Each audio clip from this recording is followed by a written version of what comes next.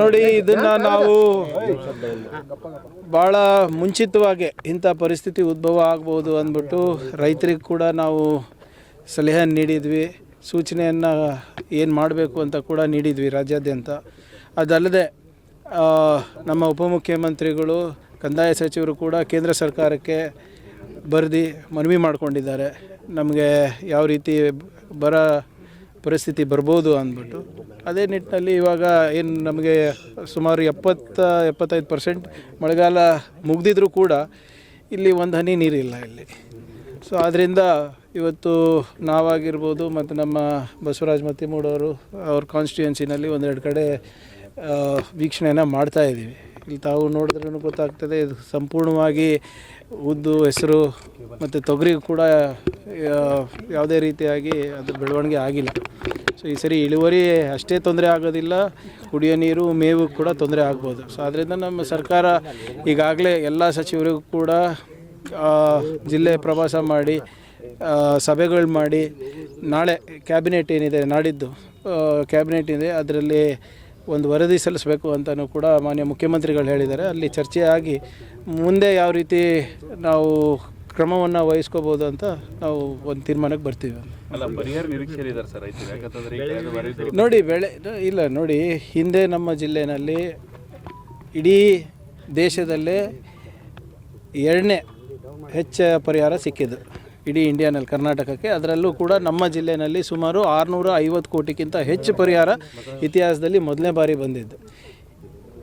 ಹಿಂದೆ ಏನು ಹೋದ ಬಾರಿ ನಾವು ಭಾಳ ನಮ್ಮ ಅಗ್ರಿಕಲ್ಚರ್ ಆಫೀಸರ್ಸ್ ಇರ್ಬೋದು, ಹಾರ್ಟಿಕಲ್ಚರ್ ಆಫೀಸರ್ಸ್ ಇರ್ಬೋದು, ಬೇರೆ ಮಟ್ಟಕ್ಕೆ ಹೋಗಿ ನೋಂದಣಿ ಮಾಡಿಸಿದ್ರು. ಅದೇ ನಿಟ್ಟಿನಲ್ಲಿ ಈ ಸರಿನೂ ಕೂಡ ಅದಕ್ಕೆ ಭಾಳ ವಿಶೇಷವಾದಂಥ ಒತ್ತನ್ನು ಕೊಟ್ಟು ಇವತ್ತು ನಮ್ಮಲ್ಲಿ ಸುಮಾರು 4.5 ಲಕ್ಷ ರೈತರು ಇವತ್ತು ರಿಜಿಸ್ಟ್ರೇಷನ್ ಆಗಿದ್ದಾರೆ.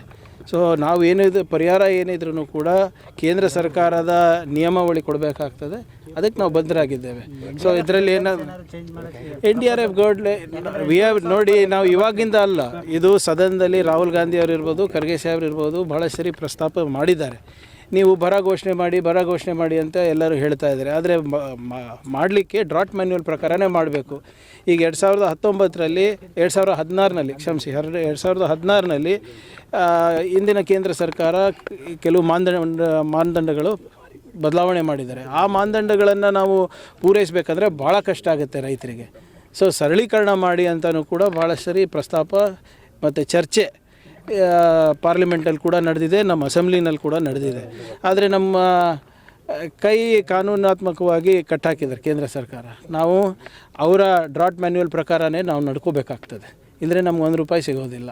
ಆಮೇಲೆ ಹೋದ ಬಾರಿ ತಮ್ಗೆ ಗೊತ್ತಿರೋ ಹಾಗೆ ಪರಿಹಾರದಲ್ಲೂ ಕೂಡ ಸ್ವಲ್ಪ ವಿಳಂಬ ಮಾಡೋದಕ್ಕೆ ನಾವು ಕೋರ್ಟಿಗೆ ಹೋಗಬೇಕಾಗಿತ್ತು. ಸುಪ್ರೀಂ ಕೋರ್ಟು ಛೀಮಾರಿ ಹಾಕಿದ ಮೇಲೆ ನಮಗೆ ಪರಿಹಾರ ಬಂತು. ಸೊ ಅದಕ್ಕೆ ನಾವು ಹಿಂದಿನ 1-2 ವರ್ಷದಲ್ಲಿ ಏನೇನು ಪಾಠಗಳನ್ನು ಕಲ್ತಿದ್ದೇವೆ, ಬರ ನಿರ್ವಹಣೆ ಇರ್ಬೋದು, ಅತಿವೃಷ್ಟಿ ಇರ್ಬೋದು, ಅದನ್ನು ನಾವು ಮುಂಜಾಗ್ರತವಾಗಿ ಈಗಾಗಲೇ ನಮ್ಮ ಸರ್ಕಾರದಿಂದ ಮಾಡಲಿಕ್ಕೆ ಪ್ರಾರಂಭ ಮಾಡಿದ್ದೇವೆ. ಈಗ ಕಳೆದ ವರ್ಷದ ಬೆಳೆ ವಿಮೆ ಪರಿಹಾರನೇ ಬಂದಿಲ್ಲ, ಚರಂಡಿ ಕಂತಿದ್ದು ಸಾಕಷ್ಟು ರೈತರು ಇಲ್ಲ ಆಲ್ಮೋಸ್ಟ್ ಎಲ್ಲ ತಾರತಮ್ಯ ಇಲ್ಲ ನೋಡಿ, ಸಮಾನವಾಗಿ ಯಾರಿಗೂ ಸಿಗೋದಿಲ್ಲ. ಈಗ ನೀವು 5 ಎಕರೆ ಹಾಕಿದ್ದೀರಾ, ನಿಮ್ಮ ಇಳುವರಿ ಜಾಸ್ತಿ ಇರ್ಬೋದು, ನಾನು 5 ಎಕರೆ ಹಾಕಿದ್ರೆ ನನ್ನ ಇಳುವರಿ ಜಾಸ್ತಿ ಕಮ್ಮಿ ಇರ್ಬೋದು.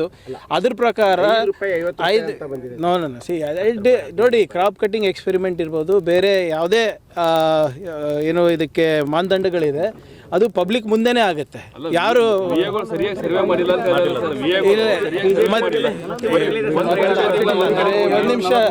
ಒಂದು ನಿಮಿಷ ಮತ್ತಿಮೂಡವರಿಗೆ ನನ್ನ ಜೊತೆನೇ ಇದ್ದಾರೆ ಅಂದರೆ ಈ ವಿಚಾರದಲ್ಲಿ ಎಲ್ಲರೂ ಒಂದೇ ಅಲ್ವಾ? 650 ಕೋಟಿ ಹೆಂಗೆ ಬಂತು ಮತ್ತು ನಮ್ಮ ಜಿಲ್ಲೆಗೆ? ಈಗ ಹಿಂದೆ ಬಸವರಾಜ್ ಸಾಹೇಬ್ರಿದ್ದಾಗೆ 28 ಕೋಟಿ ಮ್ಯಾಕ್ಸಿಮಮ್ ಬಂದಿದ್ದು ನಮ್ಮ ಜಿಲ್ಲೆಗೆ. ಹ್ಯಾಪಿ ಅಂತಲ್ಲ ನೋಡಿ, ಏನಿದ್ರೂ ಕೂಡ we have to do as per ಗೈಡ್ಲೈನ್ಸಲ್ಲಿ ಗೈಡ್ಲೈನ್ಸನ್ನು ನಾವು ಅನುಷ್ಠಾನಕ್ಕೆ ತರಬೇಕಾದ್ರೆ VA ಇರ್ಬೋದು, ನಮ್ಮ ಅಧಿಕಾರಿಗಳಿರ್ಬೋದು, ಅವರು ಪಬ್ಲಿಕ್ನಲ್ಲೇ ಮಾಡ್ತಾರೆ. ಕ್ರಾಪ್ ಕಟ್ಟಿಂಗ್ ಎಕ್ಸ್ಪೆರಿಮೆಂಟ್ ಯಾವುದೂ ಕೂಡ ಕದ್ದಿ ಮುಚ್ಚಿ ಮಾಡೋದಲ್ಲ, ಪಬ್ಲಿಕ್ನಲ್ಲೇ ಇರ್ತದೆ, ರೈತರ ಮುಂದೆನೇ ಆಗ್ತದೆ.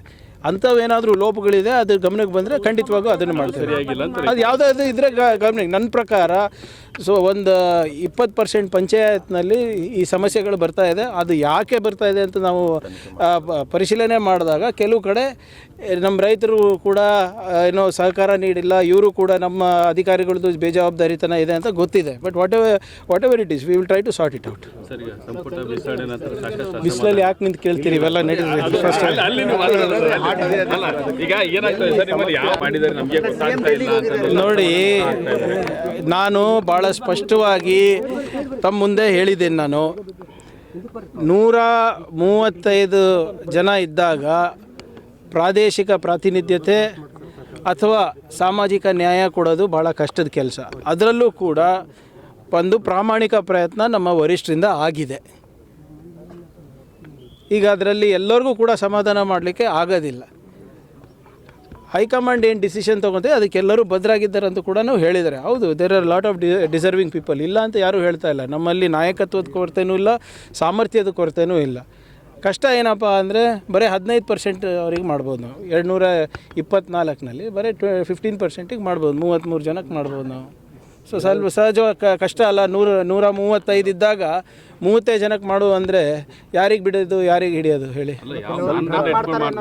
ಅದು ಅವ್ರು ಚರ್ಚೆ ಮಾಡಿರ್ತಾರಲ್ಲ ಇವರೇ, ಮಾಡ್ತಾರೆ ಮತ್ತೆ ಕ್ಷಣಾರ್ಧದಲ್ಲಿ ಚೇಂಜ್ ಮಾಡ್ತಾರೆ. ನೋಡಿ ಅದೇ ದಟ್ ಈಸ್ ಪ್ರೆರೋಗೇಟಿವ್ ಆಫ್ ಪಾರ್ಟಿ ಅಲ್ಲ.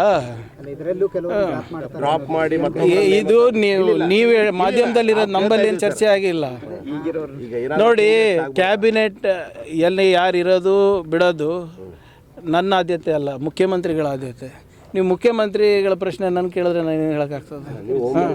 ಹೋಮ್ ಮಿನಿಸ್ಟರ್ ಜವಾಬ್ದಾರಿ ಕೊಟ್ಟಿದ್ದಾರೆ ಅಂತ ಹೋಮ್ ಮಿನಿಸ್ಟರ್ ತೆಗೆದ್ರೆ ಕಾರ್ಯಕರ್ತ. ಅದೇ ನೋಡಿ, ಇಟ್ಸ್ ಅದೊಂದು ಸಾಮಾನ್ಯ ಪ್ರಕ್ರಿಯೆ ನಮ್ಮ ಪಾರ್ಟಿನಲ್ಲಿರ್ಬೋದು, BJPನಲ್ಲಿರ್ಬೋದು. ಒಂದು ಆಯ್ಕೆ ಪಟ್ಟಿ ಆದಮೇಲೆ ಹೋಗಿ ಹೈಕಮಾಂಡ್ ಅವರಿಗೆ ತೋರಿಸಿ ಅವ್ರದ್ದು ಏನಾದರೂ ಸಲಹೆ ಇದ್ದರೆ ಪಡೆದು ಬರೋದು. ಅದರಲ್ಲಿ ತಪ್ಪೇನಿದೆ? ಕೂಡ ಕೃಷಿ ಸಚಿವರು ಇದು ಆಗ್ತಿಲ್ಲ ಅಂತ ಈಗ ನಾಳೆ ಆಗುತ್ತಲ್ಲ. ನೋಡಿ, ನಾನು ಹೇಳ್ದಂಗೆ ಎಲ್ಲ ಜಿಲ್ಲಾ ಉಸ್ತುವಾರಿಗಳು ಇದ್ದಾರೆ. ಇದಕ್ಕೋಸ್ಕರ ವಿಶೇಷವಾಗಿ ನೇಮಕ ಮಾಡಿದ್ದಾರೆ ಮುಖ್ಯಮಂತ್ರಿಗಳು. ಯಾವುದೇ ರೀತಿಯಾದಂಥ ತೊಂದರೆ ಆಗಬಾರ್ದಂತ ತಾನೇ ಮಾಡಿರೋದು.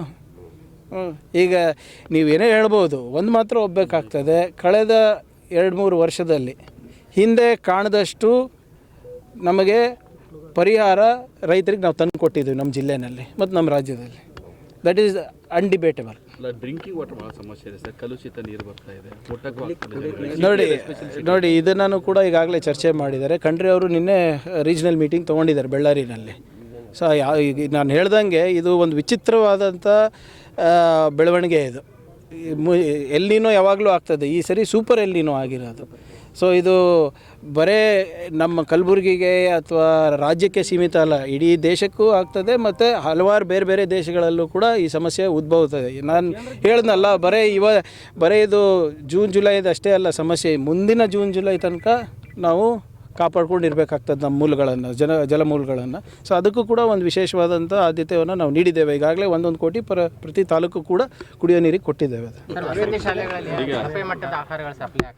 ನೋಡಿ, ಅದು ಆಗಲೇ ತನಿಖೆ ಮಾಡ್ತಾ ಇದ್ದೀವಿ. ಈಗ ಎರಡು ಪ್ರಕರಣಗಳು ನಮ್ಮ ಕಲಬುರಗಿನಲ್ಲಿ ಆಗಿದೆ. ಒಂದು ಅಫಜಲ್ಪುರ ಮತ್ತು ಒಂದು ದಂಡೋತಿ ಶಾಲೆಯಲ್ಲಿ, ಚಿತ್ತಾಪುರ್ನಲ್ಲಿ, ಸೇಡಂನಲ್ಲೂ ಆಗಿದೆ.